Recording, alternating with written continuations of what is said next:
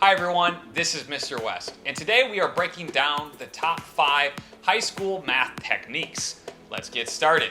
Number 5, special right triangles. Used extensively in geometry and pre-calculus, you will find these triangles expressed in some capacity in all levels of mathematics. What are the special right triangles? The most common are the 30-60-90 triangle and the 45-45-90 triangle, but the Pythagorean triples are also key, which include 3-4-5 triangles, 5-12-13, 8-15-17, and 7-24-25. It is important to know the side relationships of these triangles, and their study will greatly shorten the workload and work time of many problems in trigonometry if you put in the effort early with these special right triangles. Number 4, factoring. This technique will be taught extensively in all 4 years of high school math, and it is essential to more complicated equations. Not only will its mastery assist you in covering the course material, as factoring usually is a heavy chapter, but it will also aid you in understanding a key foundation of algebra. Factoring is essentially the reverse of distribution or multiplication, and being able to go forward and backwards in mathematics is of paramount importance. Just as subtraction is the opposite of addition, factoring is the opposite of multiplication. Once you are able to see problems in terms of their factors, simplifying just doesn't become easier, but faster, and you will find yourself solving complex problems much more quickly than you would otherwise. Number 3, rational exponents.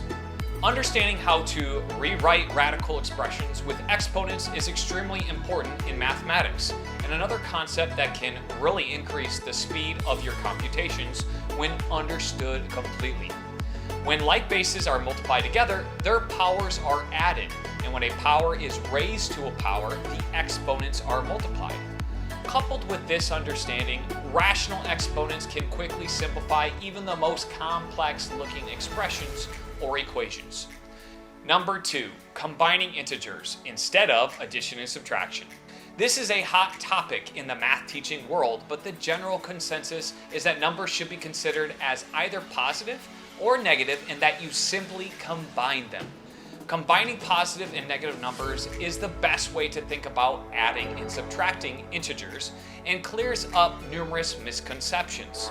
It is best to consider positives and negatives as belonging to 2 different teams.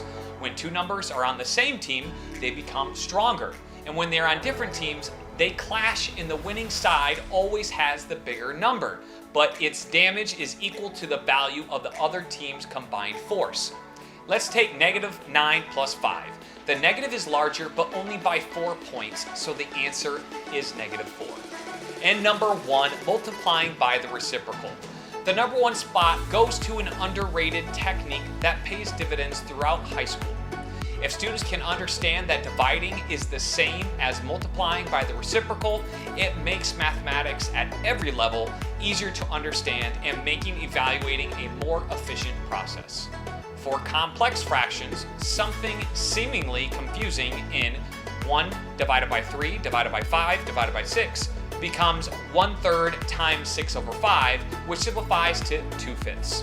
With an equation like x plus 4 divided by 3 plus 2x plus 5 divided by 3 equals 9, multiplying both sides by the reciprocal of the denominator makes it so you do not have to worry about adding or subtracting fractions, and instead it eliminates all the fractions immediately, greatly reducing the amount of time you have to spend using arithmetic or hitting buttons on your calculator. It is almost like a cheat code for equations with fractions. Well, that's it for our top 5. I hope you enjoyed this video, and please consider subscribing to learn more about high school mathematics right here on West Explains Best.